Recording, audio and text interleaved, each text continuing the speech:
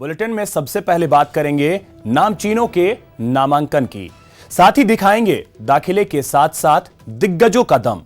फिर बताएंगे कि कहां पुलिस पहले के बावजूद खेला जा रहा है गंदा खेल, और पूछेंगे कि आखिर इस खेल पर नकेल कब। इसके बाद बात करेंगे दर्द अन्नदाता की, जिसे पहले तो कुदरत ने मारा और अब सियासत की मार झेलने को मजबूर हो रहे हैं। इसके बाद दिखाएंगे कहानी प्यार, शादी और फरेब की, दिखाएंगे पूरा घटनाक्रम, साथ ही साथ सजग भी करेंगे आपको। कहीं जाइएगा नहीं, देखते रहिए शहर दिन भर।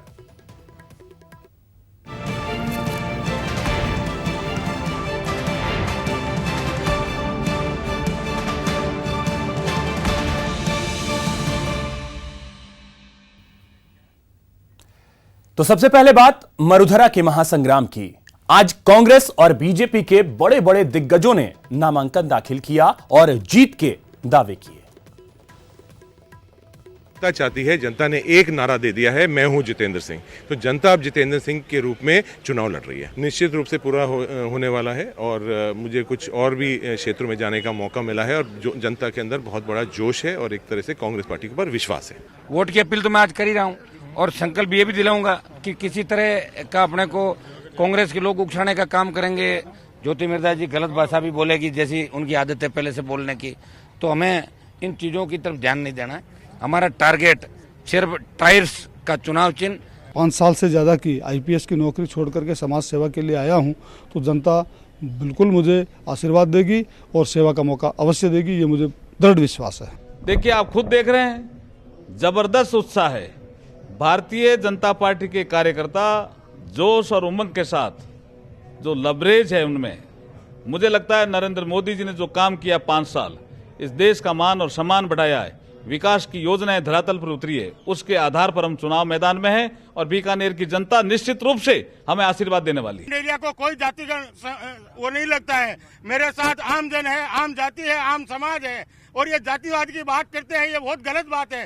कोई जाति और धर्म नहीं, मनुष्य है और मनुष्य चाहता है कि चूरू लोकसभा क्षेत्र को बीजेपी मुक्त करना है। आम समाज 36 कौम मेरे साथ है। मैं हमेशा उत्साह में रहता हूँ।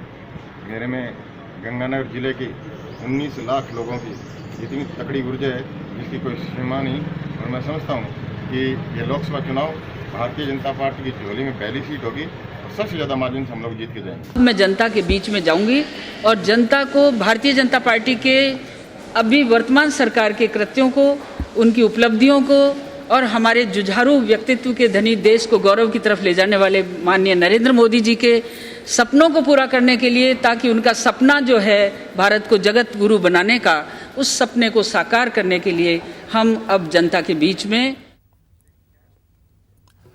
अगर हम ये कहें कि जेल में बंद अपराधी जेल से दहशत का काला कारोबार चला रहे हैं, तो शायद आपको हमारी बात पर यकीन ना हो, पर जयपुर से ऐसी ही खबर आई है। ऐशगाह साबित हो रही सूबे की जेल, जेल से चलता है जुर्म का खेल, खेल पर नकेल कब।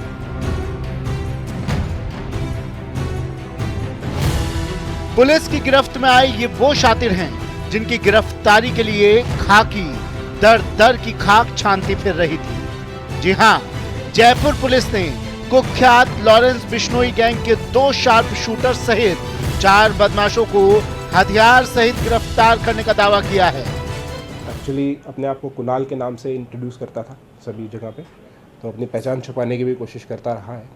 पूर्व के इनके खिलाफ मुकदमे भी हैं। विकास सारण है, वो हनुमानगढ़ में है, तो वहाँ भी उसके खिलाफ मुकदमे हैं। जासिम गौड़ एक्चुअली जो उर्फ कुणाल है, जो अपने आप को कुणाल के रूप में इंट्रोड्यूस कर रहा है, यहाँ लोकली भी जहाँ जहाँ उसने अपने आप को इंट्रोड्यूस किया, उसने कुणाल के रूप में इंट्रोड्यूस किया। वो और नरेश जांगीर, ये 3 लोग हैं जिन्होंने इस घटना को अंजाम दिया और इन लोगों को पुलिस ने अरेस्ट किया। कानून के हत्थे चढ़े 4 अपराधियों में विकास सहारण, जानसी गौड़ उर्फ कुणाल, नरेश उर्फ वेद प्रकाश, अरविंद उर्फ गब्बर है। इनमें एक वो कुणाल भी है जो जोधपुर जेल में बंद लॉरेंस के साथ विष्णु कांडला के इशारे पर टारगेट शूट करता है। विष्णु कांडला लॉरेंस के साथ है वहाँ पे, उस आदमी का उसने इनकी तरफ से डायरेक्शंस थी। उसने पहले जीटीएल कंपनी के जयपुर अजमेर में जो उनका वो है उसके ऊपर रेकी करके फायरिंग करने के लिए कहा था, लेकिन बाद में उनको ये टारगेट दिया गया। ये प्रोफेशनल क्रिमिनल्स हैं। पुलिस ने एक बड़ी गैंग को गिरफ्तार कर क्राइम कंट्रोल की तरफ कदम बढ़ाया है, लेकिन जरूरत जेल से चल रहे दहशत के काले कारोबार पर वार करने की है। जब तक ऐसा नहीं होता तब तक प्रदेश में कानून का इकबाल बुलंद नहीं होगा। न्यूज़ 18 राजस्थान के लिए जयपुर से भंवर पुष्पेंद्र चौहान की रिपोर्ट।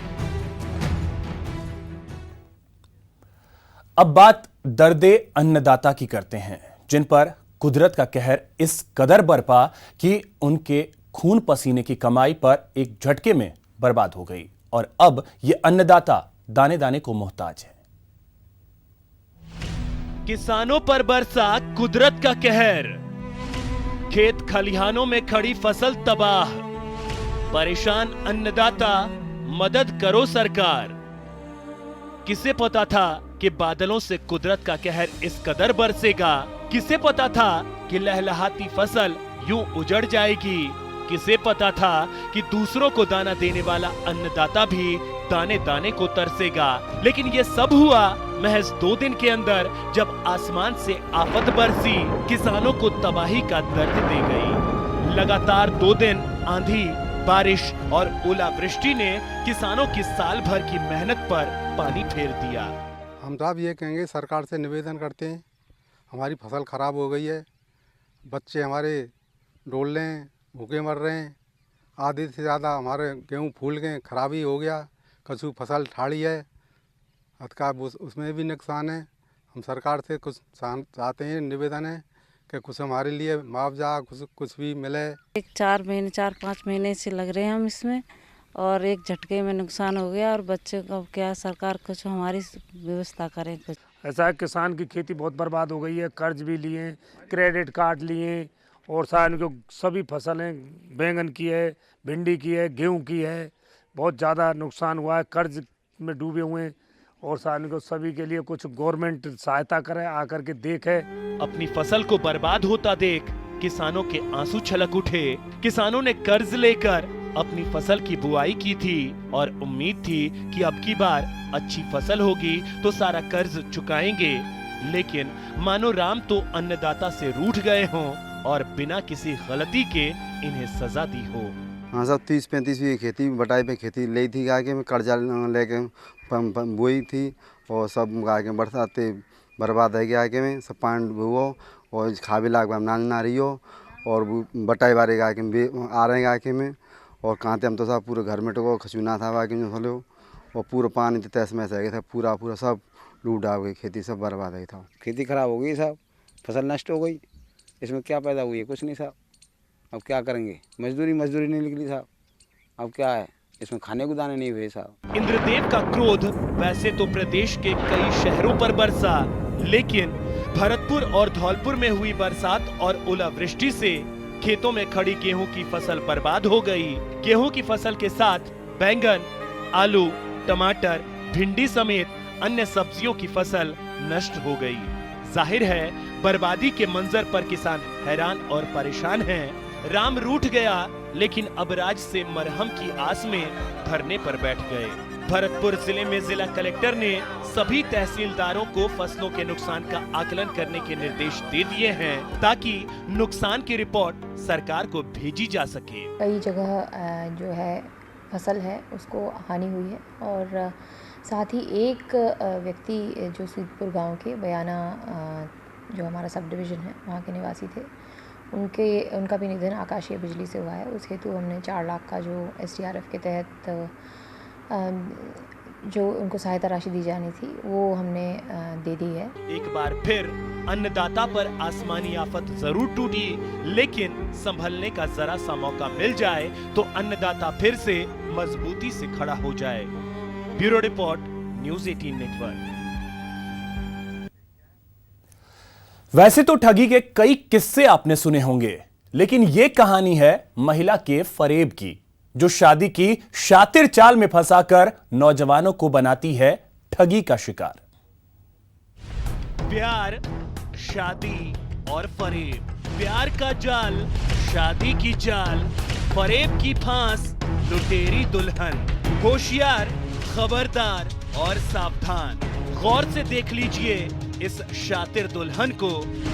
दुल्हन के चोले में ये वो शातिर लुटेरी है जो पहले प्यार के जाल में फांसती है, फिर घर में सेंध लगाती है और घर बसाने की आड़ में शातिर मंसूबों को अंजाम देकर दूल्हे को दगा देकर फरार हो जाती है। अगर आप भी शादीशुदा नहीं हैं तो होशियार हो जाइए, कहीं ऐसा ना हो कि आप इस शातिर दुल्हन का अगला शिकार हो जाएं। वैसे ही जैसे जोधपुर के 2 नौजवान इस कातिल हसीना का शिकार हुए हैं, इस लुटेरी दुल्हन के पति बनकर एक बार फिर ध्यान से देख लीजिए रूप का ये फरेब जो शादी कर साफ कर चुकी है कईयों की जेब। चलिए अब बताते हैं इस लुटेरी दुल्हन की कहानी जो प्यार के जाल में फंसाकर कैसे पति को बना देती है कंगाल। नाम मंजू, पिता केशाराम प्रजापत, ग्राम साथीन, तहसील पिपाड़हाल की रहने वाली है, जिसकी दूसरी शादी खोखरिया के रहने वाले मनीष के साथ हुई। लेकिन दुल्हन तो लुटेरी निकली। पति के साथ 3 महीने रहने के बाद ससुराल से 4 लाख कैश और गहने लेकर सबको चक्कर में डालकर रफू चक्कर हो गई। मेरी शादी हुई थी 12/12/2018 को। उसके बाद में वो 3 महीने मेरे साथ रही थी। उसमें से आधी बार अपने मायके रहती थी, आधी बार मेरे पास रहती थी। फिर बाद में वो घर से चली गई अभी 30 तारीख को। मम्मी के जेवर थे, पुश्तैनी जेवर, 10 तोला सोना, 50 तोला चांदी और 4 लाख कैश लेके चली गई। इस मामले में पीड़ित मनीष और उसके परिवार वालों ने कार्रवाई के लिए कोर्ट की शरण ली। कोर्ट में आने जाने के दौरान ये पता चला कि मंजू का अपने पहले पति करण के साथ कोर्ट में केस चल रहा है, यानी बिना तलाक के ही मंजू ने दूसरी शादी रचा ली और उधर पहले पति से भरण पोषण के नाम पर 4000 रुपए महीना वसूल रही है। जो ये मंजू है लगभग 28 मई 2010 में शादी हुई थी। अभी तक चल रहा है मैटर और पैसे भी ले रही है, 4000 रुपये खर्चा। इसकी शादी हुई है 12/12/2018 को। इसने ऐसा बताया है। इसके पहले पति जो मंजू है उसके पहले पति का केस में अभी लड़ रहा हूँ। उसका केस अभी कोर्ट में विचाराधीन है। उस मंजू का अभी तक कोई तलाक नहीं हुआ है और खर्चे का ऑर्डर कर रखा है, तो हर महीने वो 4000 रुपये प्रति माह उसके पहले पति के लिए ले जाती है। और अभी जब इसको मेरे बारे में मालूम चला तो इसने मेरे से संपर्क किया तो मैंने बना था इसके लिए केस। पत्नी बनकर फंसाने वाली इस महिला का फरेब तो करण और मनीष की समझ में आ गया है, लेकिन इस शातिर ने ना जाने कितनों को अपना शिकार बनाया हो इसका पता किसी को नहीं। लेकिन एक ही कोर्ट में 2 पतियों के केस ने इस लुटेरी दुल्हन को बेनकाब जरूर कर दिया है। न्यूज़ 18 के लिए जोधपुर से चंद्रशेखर व्यास के। लोकसभा चुनाव के दूसरे चरण में 12 राज्यों में हुई वोटिंग। 95 लोकसभा सीटों पर 71% हुआ मतदान। कई दिग्गजों की किस्मत ईवीएम में कैद। प्रधानमंत्री नरेंद्र मोदी गुजरात के अमरेली में जनसभाओं को संबोधित किया। इस दौरान पीएम ने विपक्ष पर जमकर निशाना साधा। वडोदरा के रण में सीएम का तूफानी प्रचार। अलवर में रोड शो के बाद चूरू और बीकानेर में गरजे गहलोत। गिनाई उपलब्धियां, केंद्र को बताया जुमले की सरकार। कांग्रेस के पक्ष में माहौल। लोकसभा चुनाव को लेकर बोले deputy CM Sachin Pilot. BJP पर साधा निशाना, कहा मुद्दों से ध्यान भटकाने में लगी है बीजेपी। राजस्थान में नामांकन के आखिरी दिन दिग्गजों ने दिखाया दम। बीजेपी से जसकौर मीणा, अर्जुन राम मेघवाल, निहाल चंद ने नॉमिनेशन किया दाखिल, तो कांग्रेस की ओर से मंडेलिया, भंवर जितेंद्र सिंह और मदन लाल मेघवाल ने भरा पर्चा।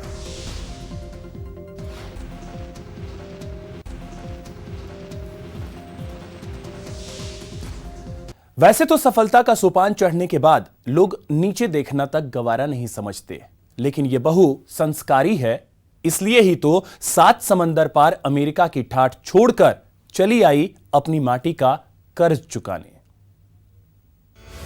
किसी की मुस्कुराहटों पे हो निसार, किसी का दर्द मिल सके तो ले उधार, किसी के वास्ते हो तेरे दिल में प्यार, जीना इसी का नाम है, बहू हो तो ऐसी। श्रीमती अर्चना सुखधन बैठी थी अमेरिका में, लेकिन चिंता थी अपने ससुराल पिपलाज गांव की, जहां के लोग 11 ppm तक का फ्लोराइड पानी पीने को मजबूर थे। लेकिन अब अर्चना सुखधन के दिल को सुकून मिल गया है। पिपलाज के सीनियर सेकेंडरी स्कूल के 1000 बच्चों को पीने का साफ पानी उपलब्ध कराकर। पानी हर इंसान की मूल आवश्यकता है। हमने ये देखा कि स्कूल में फ्री फूड और मिड डे मील तो मिल रहा है, पर अभी भी बच्चे जो है स्वच्छ पेयजल से वंचित रह जाते हैं। नल के पानी में बहुत सारा फ्लोराइड होता है जो उनके हेल्थ को सीरियसली डिटोरिएट कर सकता है। इसीलिए वाटर कूलर लगाने की सोची, जो कि उनको स्वच्छ पेयजल through out the day, not only for the kids but बच्चे और स्टाफ और टीचर्स सबको मिले। ससुराल में साफ पानी मिल सके, इसके लिए अर्चना सुखधन कैलिफोर्निया से पिपलाज आईं। स्कूली बच्चों के लिए वाटर कूलर और आरओ का इंतजाम किया ताकि स्कूल के बच्चे फ्लोराइड वाले पानी से निजात पा सकें। अर्चना के पति राम रैगर इसी स्कूल के छात्र रहे हैं और अव्वल दर्जे से पास होते हुए आईआईटी मुंबई के रास्ते अमेरिका पहुंचे थे।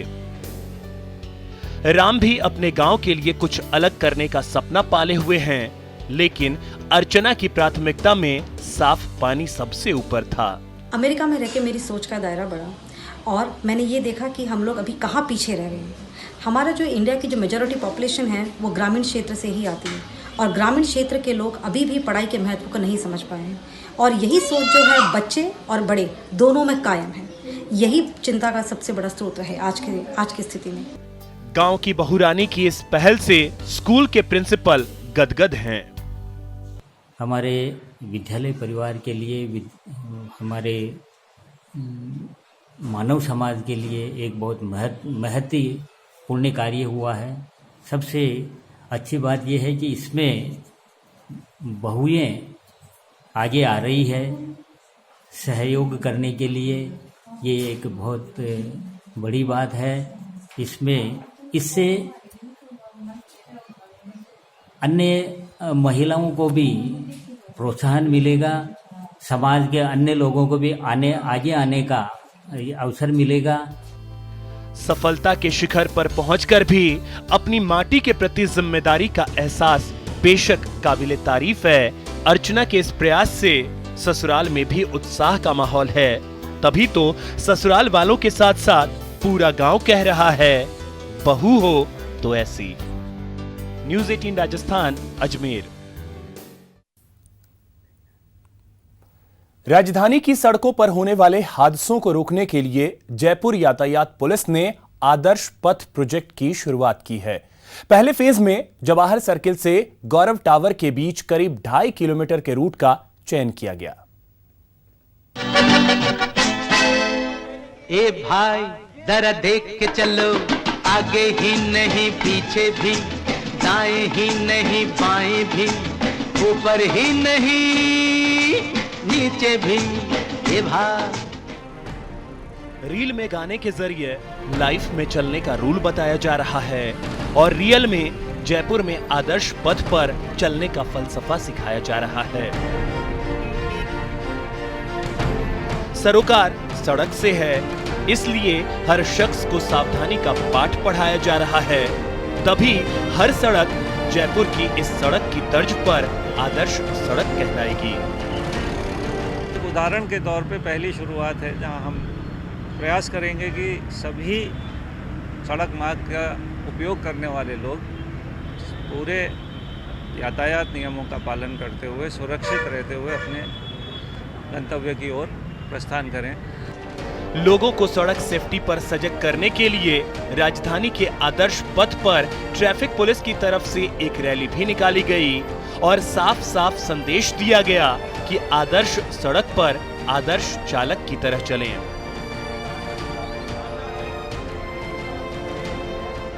ट्रैफिक पुलिस की तरफ से जयपुर में जेएलएन मार्ग पर करीब 2.5 किलोमीटर के रन को आदर्श सड़क का दर्जा दिया गया। आदर्श पथ पर वाहन चालकों को लेन सिस्टम के हिसाब से वाहन चलाने होंगे। शुरुआती कुछ दिनों में लोगों को इस आदर्श पथ के लिए जागरूक किया जाएगा। उसके बाद जीरो टॉलरेंस नीति के आधार पर आदर्श सड़क पर कार्रवाई की जाएगी। चाहूँगा इसमें सहयोग करें, स्वतः इस आदर्श पथ पर आदर्श यात्री के रूप में चलें और फिर इस आदत को अपने साथ जहाँ भी वो चलें वहाँ लेकर जाएं। अगर आपके पास भी वाहन है तो सड़क पर ट्रैफिक रूल्स को जरूर फॉलो करें, आदर्श चालक का एग्जाम्पल सेट करें, तभी जाकर जयपुर की तरह देश की हर सड़क आदर्श सड़क कहलाएगी, जहां दुर्घटना और नियमों के उल्लंघन की कोई गुंजाइश नहीं होगी। जेएलएन मार्ग पर चलना है तो नियमों का पालन करना अब बेहद जरूरी है, क्योंकि अब इस लाइन को कह दिया है आदर्श पथ। जी हां, डीजीपी कपिल गर्ग ने आज जवाहर सर्किल पर हुए एक कार्यक्रम में ये घोषित कर दिया है कि जेएलएन मार्ग यानी कि जवाहर सर्किल से लेकर गौर टावर तक जाने वाली सड़क आदर्श सड़क है। इस सड़क पर चलने वाले हर व्हीकल को, हर वाहन चालक को ट्रैफिक नियमों का पालन करना होगा। ये मजबूरी नहीं, उसकी जिम्मेदारी बनती है और यहाँ पर चलने वाले हर वाहन चालक को एक आदर्श वाहन चालक बनना ही होगा। जयपुर ट्रैफिक पुलिस ने इसको लेकर अपनी कवायद आज से शुरू की है और उनकी मंशा है कि शहर में चलने वाला हर व्यक्ति ट्रैफिक नियमों का पालन करे। मंशा ये कि ये आदर्श सड़क बन सके, आदर्श पथ बन सके और यहाँ पर चलने वाला व्यक्ति ट्रैफिक नियमों को फॉलो कर सके। सुरक्षा के लिहाज से बात कर ली जाए तो सीसीटीवी कैमरास लगे गए हैं। किसी भी प्रकार का अगर ट्रैफिक के नियमों की अवहेलना हुई तो चालान तय मानिए। इसलिए इस आदर्श पथ पर चलिए और सेफ चलिए। कैमरा पर्सन देवेंद्र के साथ मैं राकेश गुसाई, न्यूज़ 18 राजस्थान। तो चलिए अब चलते चलते देख लेते हैं चुनावी सुर्खियां। लोकसभा चुनाव के दूसरे चरण में 12 राज्यों में हुई वोटिंग। 95 लोकसभा सीटों पर 71% हुआ मतदान। कई दिग्गजों की किस्मत ईवीएम में कैद। प्रधानमंत्री नरेंद्र मोदी ने गुजरात के अमरेली में जनसभा को संबोधित किया। इस दौरान पीएम ने विपक्ष पर जमकर निशाना साधा। मरुधरा के रण में सीएम का तूफानी प्रचार। अलवर में रोड शो के बाद चूरू और बीकानेर में गरजे गहलोत। गिनाई उपलब्धियां, केंद्र को बताया जुमले की सरकार। कांग्रेस के पक्ष में माहौल। लोकसभा चुनाव को लेकर बोले deputy CM Sachin Pilot. BJP पर साधा निशाना, कहा मुद्दों से ध्यान भटकाने में लगी है बीजेपी। राजस्थान में नामांकन के आखिरी दिन दिग्गजों ने दिखाया दम। बीजेपी से जसकौर, अर्जुन राम, निहाल चंद ने नॉमिनेशन किया दाखिल तो कांग्रेस की ओर से मंडेलिया, भंवर जितेंद्र सिंह और मदन लाल मेघवाल ने भरा पर्चा।